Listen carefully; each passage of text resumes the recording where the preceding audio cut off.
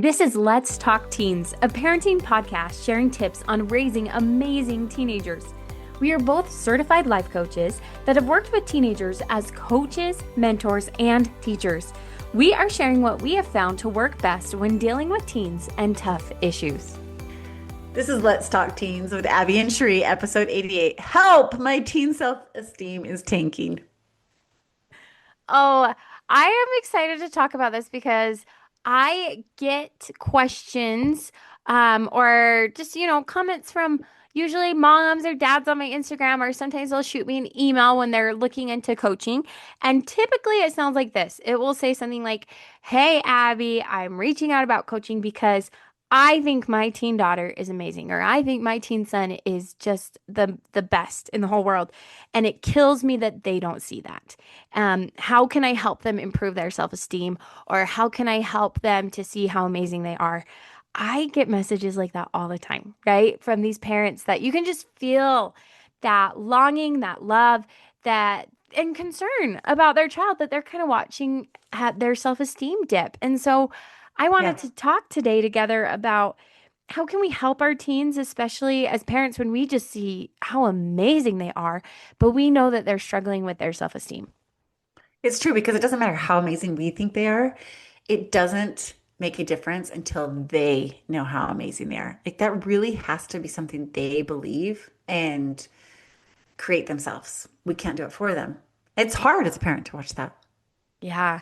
And kind of the first thing that I wanted to talk about is just some of the research and knowledge, right, that goes behind self-esteem because it's a very complex, it's a very tricky, I don't know, elusive thing that we try to put our hands around, and there's not just one answer. But I think it's helpful to know that for teenage girls, self-esteem peaks at 9, which I think is Oh. so young. You're just like, wow, you're not even a teen, right? But that is when their self-esteem is the highest. And if you have had the privilege to be around 8-year-olds, 9-year-olds, like I think you can see that they're so authentically themselves. They just are bubbly and bouncing around, and they're not even really in competition with anybody because they're just like living their best life. So hopefully if that is you, or you get to work with that age group, or you have an 8, 9-year-old in your house, take note of just that little awesome glow that they have about them, because that's what we want to help preserve. Because what's a little frightening is the lowest peak in a girl's self-esteem is 14. So from 9 to 14, there is just this huge decline. And part of that's developmental. Part of that's puberty. I don't know any of us that have the highest self-esteem during puberty, but there is a lot of things that we can do to prevent our youth from tanking at that 14, 15-year-old mark, and instead helping them stay on a nice, healthy trajectory around that 8, 9, 10 years old, that they don't have to have a big plummet in their self-esteem. And so that's what I want to share today, are some of the really realistic things we can do as parents to help and be aware of that, so that hopefully, like, yes, I mean, Cheree and I have worked with thousands of teens, and I don't know a lot of them that had like shining bright, my self-esteem is like 100% all the time, right? Because none of us are like that. But there's some things that we can do to help our teen when they really are down on themselves.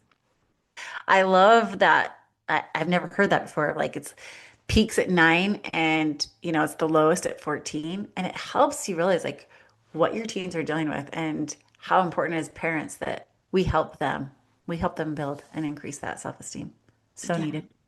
And, one of those things that I love, things I can check off my list, right? Here's an actual thing that you can like just check off your list. We need to either remove or limit social media for any of our youth in that pocket between 9 to 14. And I know Sheree and I, you can listen to, we have quite a few episodes on this because there's a lot of thoughts around phone use and social media.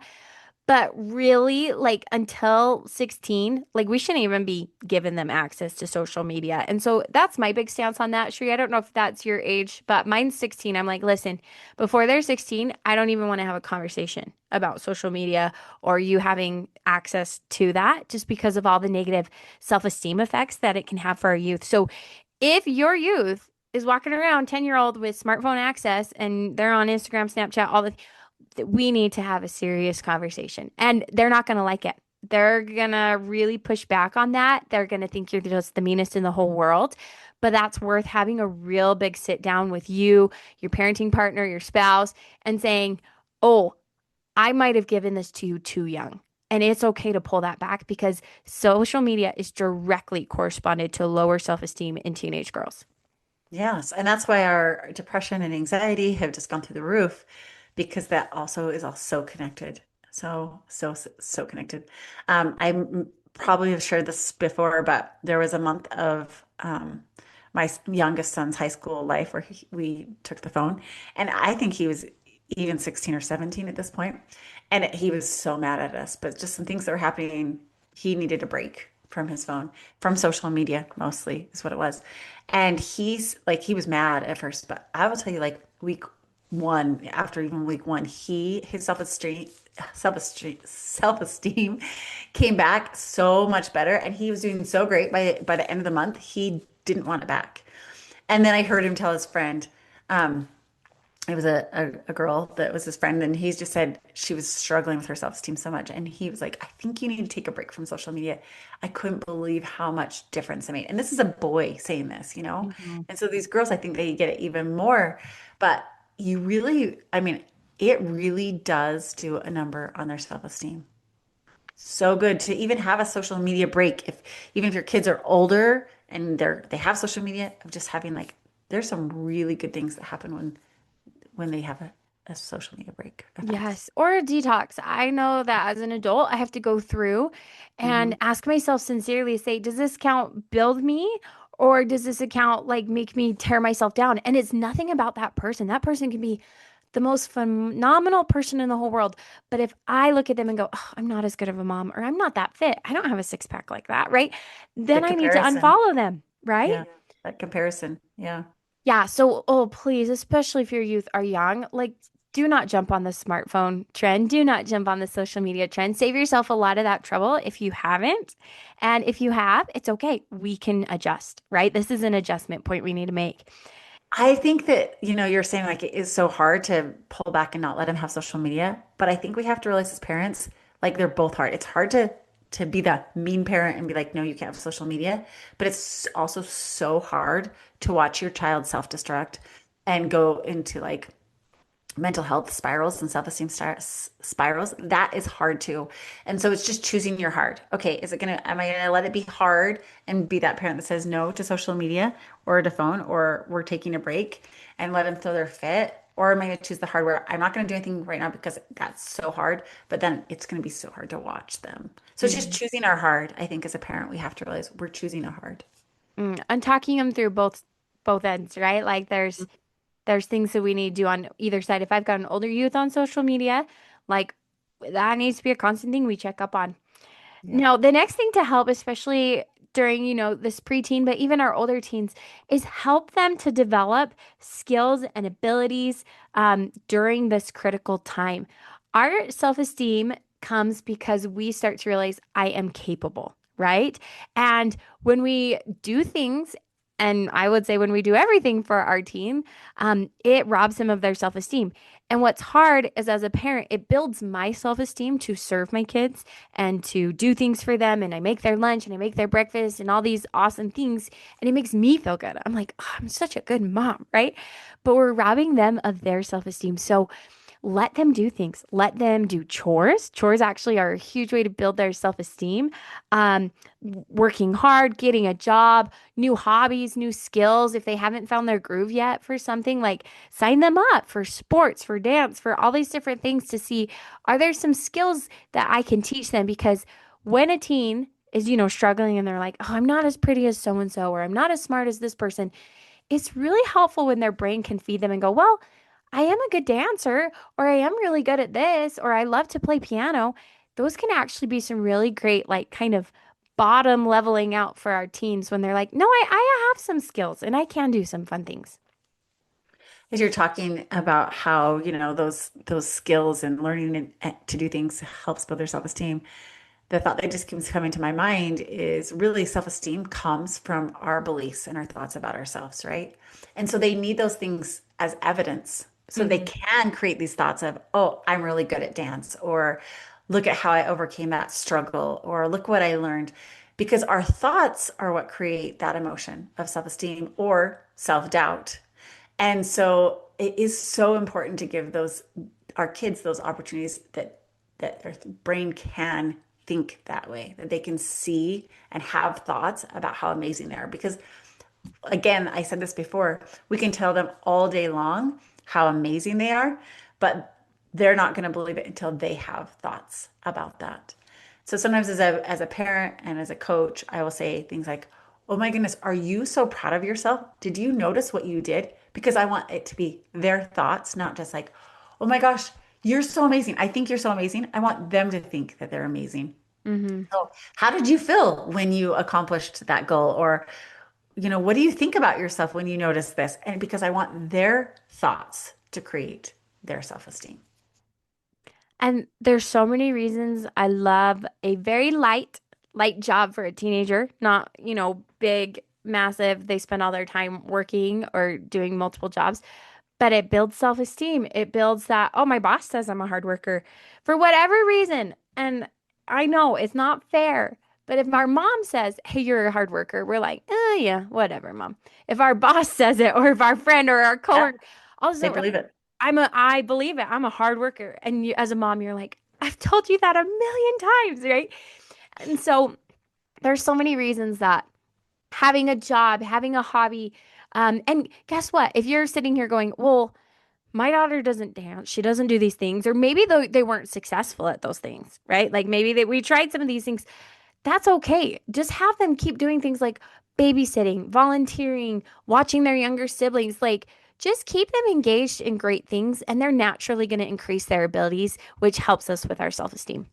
One other thing that we can do, and I think this is probably the most important thing, that if you're walking away from this and you're like, okay, this is what I'm going to do, we make our home a safe place for them to grow and experiment and try new things. We make it a safe place for their name. I remember my sweet mom, she's probably given us 100 family home evening lessons, but I really only remember one. And it was that she sat us down and she read us a talk about your name is safe with me.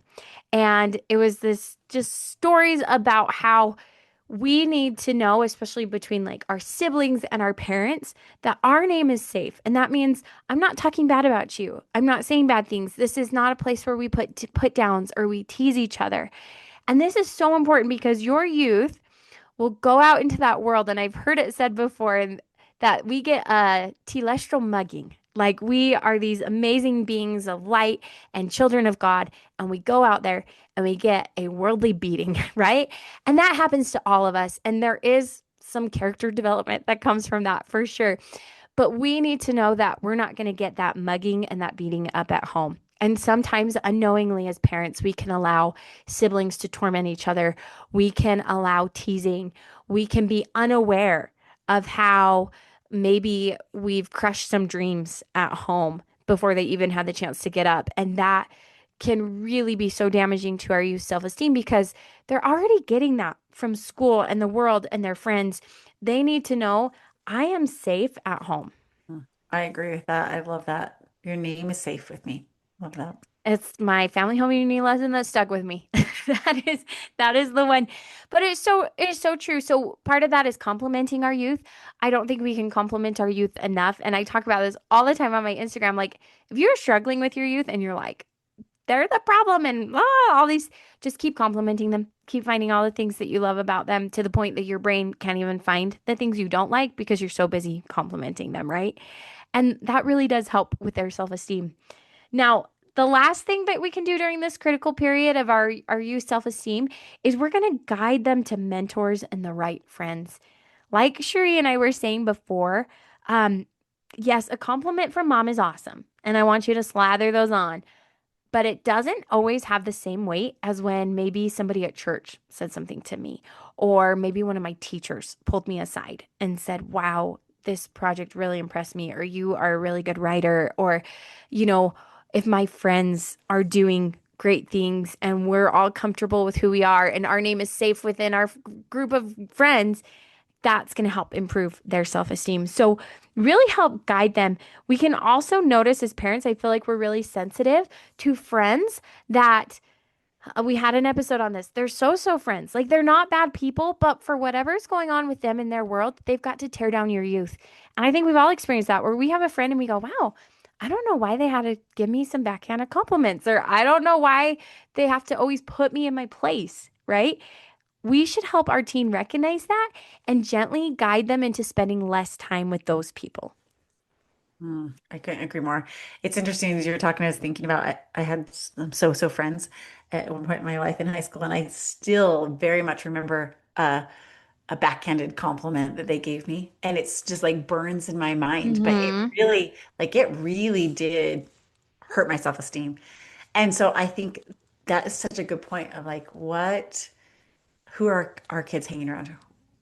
What are their influences at school, at work, bosses, friends? And of course, we can't control that all as a parent, but I do think it is really good to watch that and point that out and talk about that with our teens. Especially, I feel like if your teen is in a competitive field. So, what would that be? Like for me in school, I was in theater, heavily invested in that. That's competitive. These are my best friends, and we're all competing against each other for roles and spots in the play, right?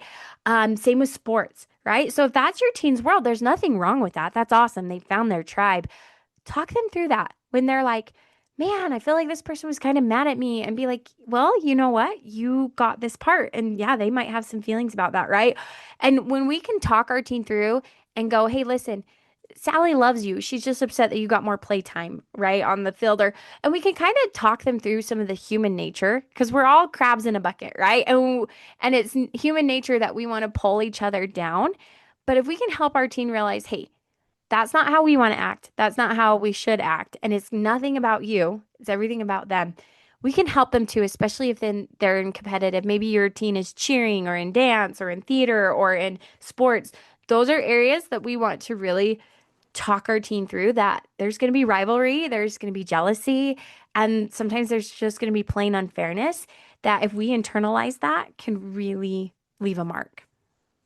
And I think so many of those root things that you're talking about come from insecurities, right? Hmm. How we treat each other is usually comes when we don't treat each other well from our insecurities. And so that's a great discussion to have with your teen of why we want them to have self-esteem. Because when we feel good about ourselves, we treat other people really great.